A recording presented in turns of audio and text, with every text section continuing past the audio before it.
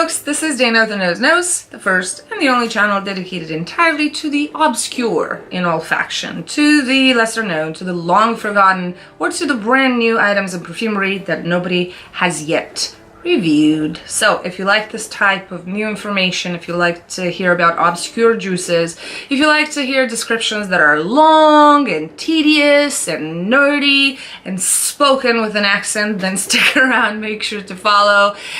Click this little bell icon below to be notified every time I post something. And of course, make sure to check in with me every once in a while. I take all suggestions and questions you might have for me.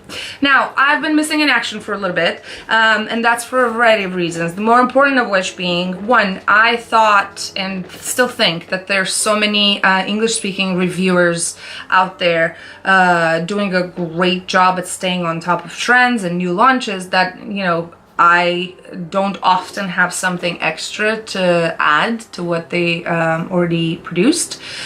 Secondly, I diversified a little bit and I started being very active on Instagram. I'm going to leave you my account here below. It's not that informational. I have short videos with odd notes or did you know facts that are really fun to listen to, and then of course pictures just like everybody else with little poems that I put together whenever I feel inspired.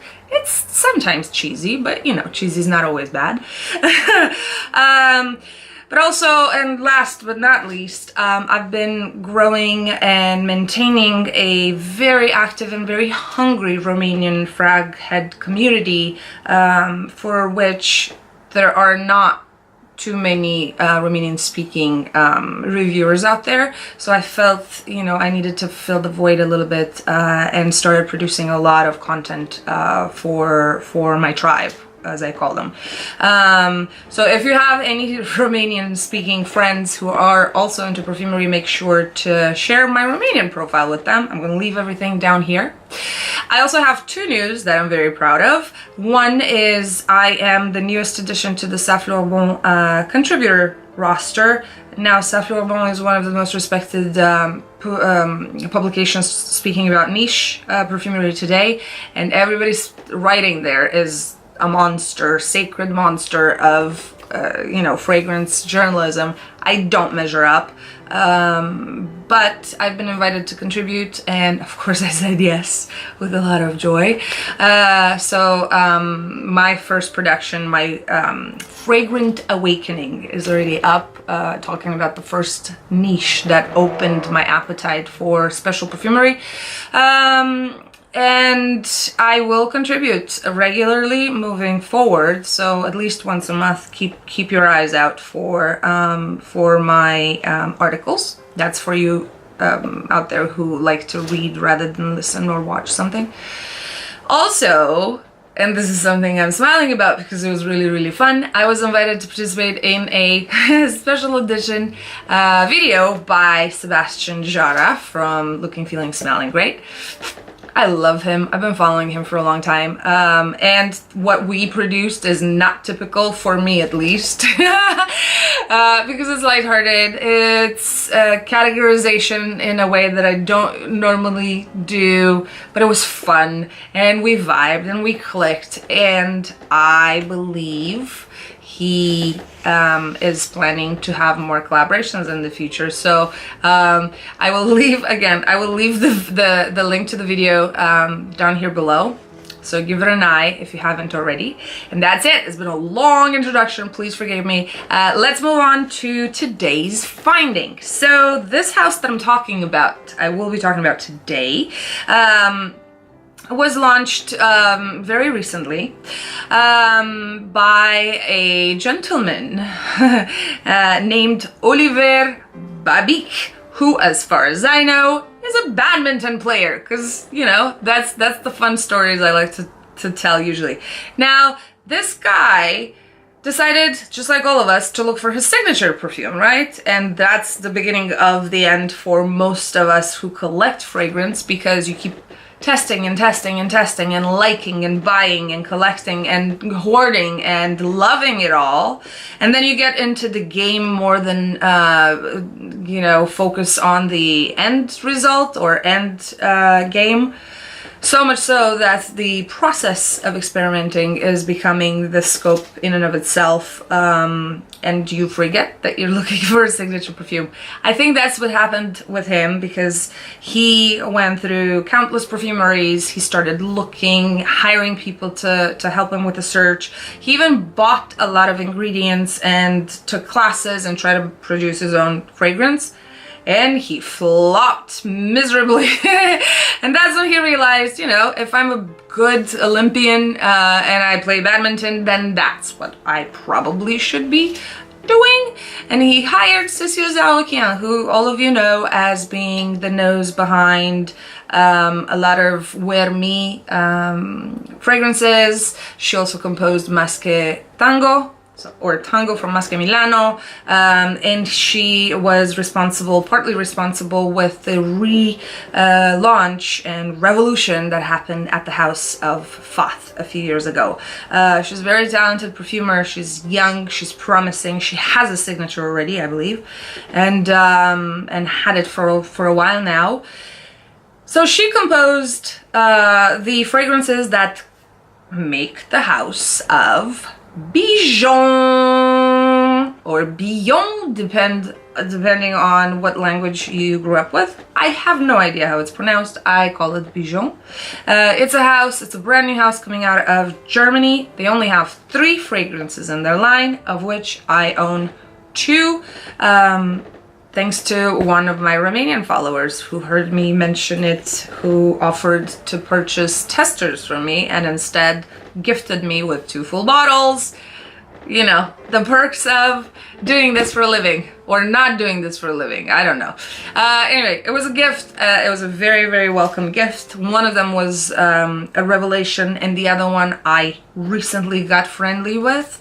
I felt like it needed its own time to be met and discovered, and that is AEOM from Bijon Perfumery. AEOM stands for All Eyes on Me, Please. So you can probably guess that this is not a shy fragrance. None of them are shy, because all of them are in extrait du parfum concentration, so they're strong like bull. All of them are in 50 milliliters, and the boxes look like this. They're hard cardboard. They're clean, they're white, they're rather minimalistic.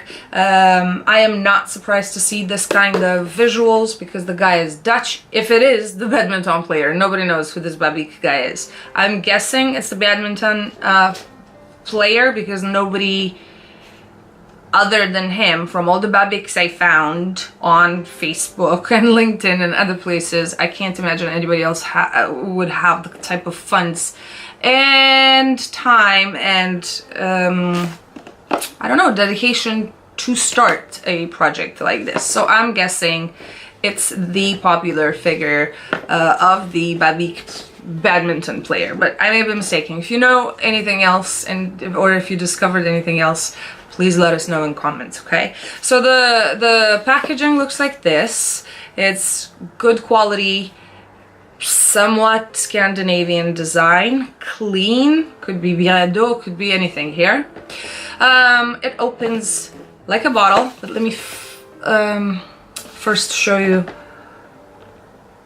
all the symbols, all the legal writing, everything is there. The back has this B. It was a little bit confusing because there's a house very popular in America called Bijon, but there's no association as far as I'm aware. This comes out like this, almost like a drawer with a piece of ribbon here, Inside, nothing in here. It didn't come with any paperwork, no description, nothing that would tell you what's in the bottle. And then, and it fell on my computer. Here we go. Let's try this again. All right. No accidents this time. Nothing's broken. So inside you have the bottle that looks like this. All eyes on me. This is velvet. It's a rather typical and very satisfying, very predictable, very good quality packaging. The bottle looks like this. It feels good. You know that I always talk about other senses than smell, because I do believe other senses are involved in analyzing a bottle of anything. Just like you eat with your eyes when you're in a restaurant, it's the same with perfumery and the feeling, the tactileness of a bottle. If you've been here for a while, you know what I'm talking about. I always mention how it feels in hand. Well, this feels like a brick, which is always a good feeling. It has stability, it has a huge weight, even though it looks small. It holds 15 milliliters. You will see there's the same type of corporate, you know, language, legal language on the bottom. Markstrasse, extrait du parfum, 90% volume. And the front says AEOM. That again is an acronym for All Eyes on Me.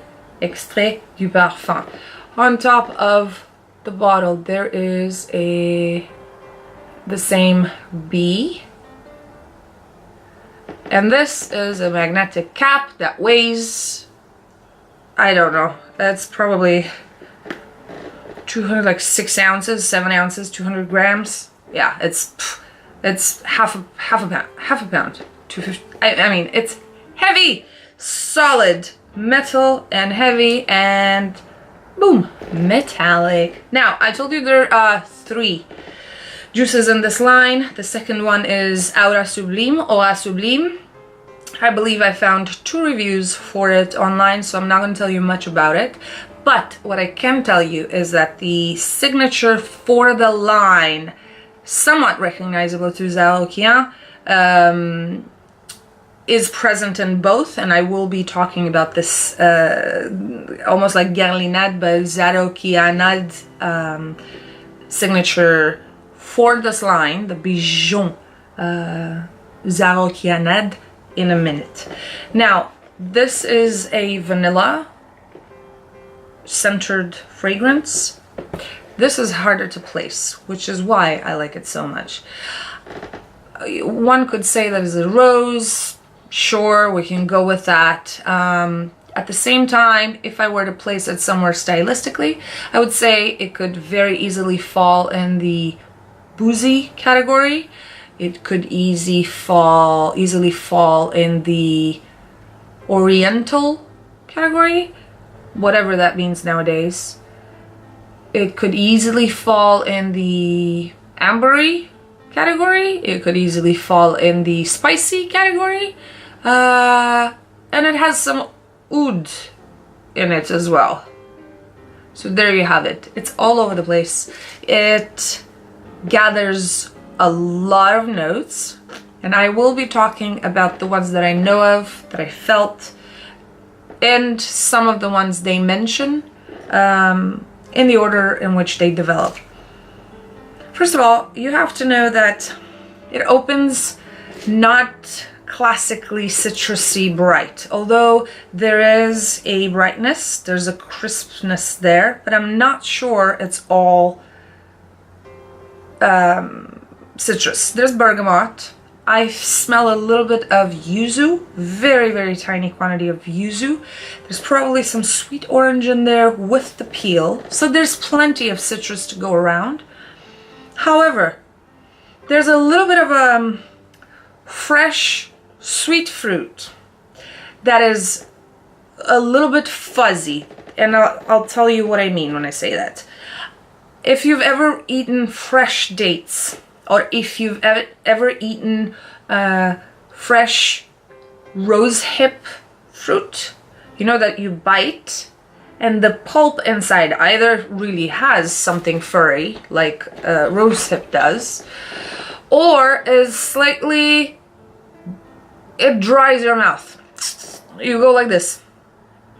There's a little bit of that. So it's a fresh fruit, but it's a very drying fruit, which counterbalances a very alcoholic opening. Alcoholic, not as in the alcohol from the perfume, but boozy. There's rum, there's cognac, there's liqueur there that bring a lot of wetness. This fruity dryness that is completely unexpected counterbalances this opening, and it makes it not go into phenolic, ethanolic, anything olic, but stay grounded in a very consumable style, if you want. Also in the top, I would say there's a wood straight off the bat. It's a gaillac, and there's some blonde wood as well. These two stay with you from the beginning to the end, and together with tonka, which is also present but further down in the dry down, benzoin, a little bit of not too indolic, more like green jasmine, and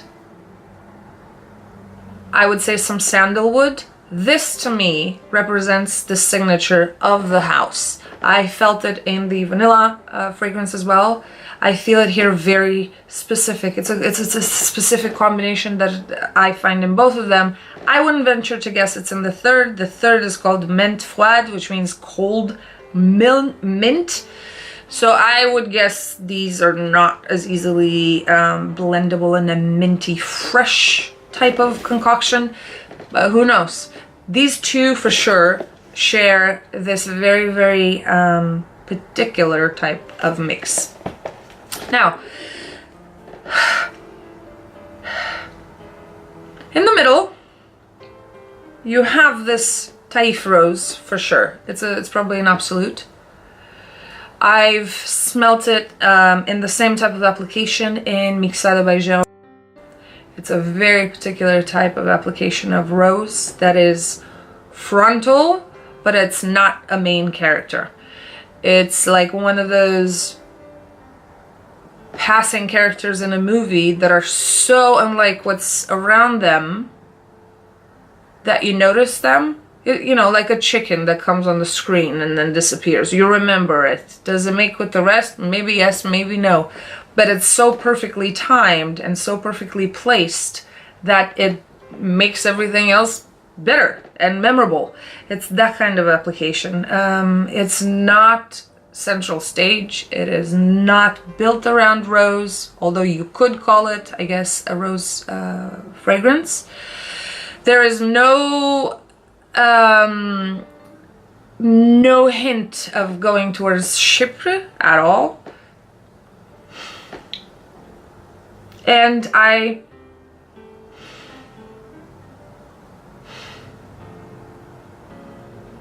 would not place it in the gourmands, even though there are a lot of edible notes in this. So we talked about the boozy part, we talked about the citrus on top. In the middle, it's all flowers and maybe a little bit of smoke, very tiny birchy smoke, probably a little bit of castrillon. But this, unlike other fragrances in this kind of combinations, does not display clear animalic notes, so keep that in mind. The castrillon I feel, and the ambergris, which again is shared with the other perfume from them, Eau Sublime, who has a lot of ambergris, keep that in mind, is constituting this signature. I forgot to mention it, but it is ambergris, to recap: ambergris, sandalwood, benzoin, tonka, a lot of tonka, and green jasmine. These are the 5 elements that constitute the signature for Bijon by Zarokian, as far as I'm able to tell so far. what else is in this? I said there are a lot of flowers in the middle, spicy flowers like rose, geranium, probably a little bit of carnation. I feel the ylang because it's very fleshy. It doesn't go towards indolic, but it is a heavy, fleshy flower. And we have cinnamon, nutmeg, clove for sure. Nutmeg, kind of the macey kind, so with the outer layer, which is slightly different. I feel a little bit of long pepper, so not the regular pepper, but the long pepper, which is floral. And I think this, plus a little bit of patchouli, is what constitutes the middle. Middle comes in pretty late, about 30 to 35 minutes after application on my skin. So the first round is indecent, it's boozy, and it's liquid. The dry down is a little powdery. There are probably some orison there, or maybe a little bit of heliotrope. I don't know, I don't pick it up, but it does have a dusty manifestation in the middle phase. And then the base hits with everything I've mentioned, because you can still feel most of them, plus a very, very herbal oud, not fecal at all. It's an herbal, smooth, creamy oud, probably made creamy by sandalwood. I feel the gaiac still, something blonde as well, like almost like poplar wood, if you've ever smelled it. There's some smooth vetiver as well. There's a mentholy fresh note, but towards mint, not eucalyptus. There's definitely labdanum, and I would add Peru balsam. I don't think this is listed, but my nose picks it up because there's some propolisy aspects to this, so there's a honeyness to it as well. Tonka, like I mentioned, that's interesting. From the bottle now it smells very fruity, which is odd because it's not that fruity on the skin, actually not at all. There's some dry fruit notes in there. I would venture to guess there's a little bit of Persian saffron. There's patchouli. And I think that's about it. There's probably some white flower in there other than jasmine, but I'm not very sure which one. It's fleshy, it's not very indolic, it's not yellow besides that ylang. So the base is really where it's at. And the first 10 minutes when it's wet. The base is very woody. The base is very assertive. The base is very particular. Although there have been fragrances made like this, that's for sure. It's not it's not completely different from other oud rose spice combinations. I already mentioned that it reminds me of Mixado from Jeroboam. I prefer this because it does have edible qualities to it without having to be going into gourmand. It is boozy. The dry fruit rum cognac combination for me is fatal. It is vanillic. I'm not sure if it's from vanilla or tonka, although I would venture to guess there's a little bit of Mexican vanilla in it, and not Tahitian, not from Madagascar. I'm going to short circuit soon because it's very, very strong, and to talk about performance, I would say it lasts on the skin between 12-13 hours. It's very strong. It is naturalistic. You can feel the rawness of a lot of the ingredients. I don't think there's any escape to adulterate this with something else. It projects about half an arm, so whatever this is, 25 inches. I'm long, 20 or 30 inches. I don't know. I'm very long. I'm very tall. And sillage, I'm not really sure, because I haven't worn this in public, so I haven't gotten to test it. Plus, in San Francisco, it's been kind of muggy and very cold, which theoretically is a very good time to wear something this dense, this boozy, this dry, fruity, this deep, rosy, oody concoction. However, it doesn't really do miracles for sillage if it's that cold. So I'm not really sure how it behaves in movement, but I will try it. I will test it. All I can say is I swapped Mixado, which is a very beautiful fragrance. Don't get me wrong. This was fantastic. I've been using and reusing for a while now, because I now have this, and this is a boozier, more indecent version of the very well composed AEOM. So I hope this helps you in any way. I haven't paid for it because I told you it was a gift, but I think it goes for 150 around there, 135, 140 euros, I think, which is about what, 150, 160 dollars. I'm not really sure. For a 50 ml, yes, I would pay it. For this and for the vanilla, which is a great vanilla. There are a lot of very good vanillas on the market. This for me hits a very sensitive chord because it reminds me from something from my Romanian childhood, and I will develop on that on my Romanian channel. But they're very, very well produced. So we know Bijon is talented. We know what else she's made. I think I'm going to keep an eye on the house because to me, their standards are exactly what's needed nowadays. So if you know anybody from Bijon, tell them they have a fan in me.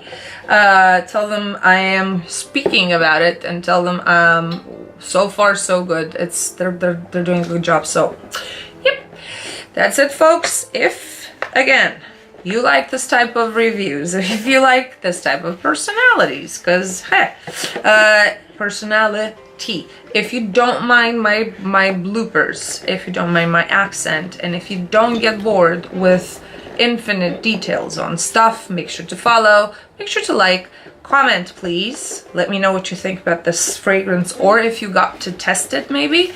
What are your impressions on All Eyes on Me? And stay safe. I don't know. It's ugly out there. It's cold. It's Stay safe. Love somebody if you can, and love yourself, because that's more important. I don't know why I started sounding like RuPaul's Drag Race, but you know what I mean. Got that. All right.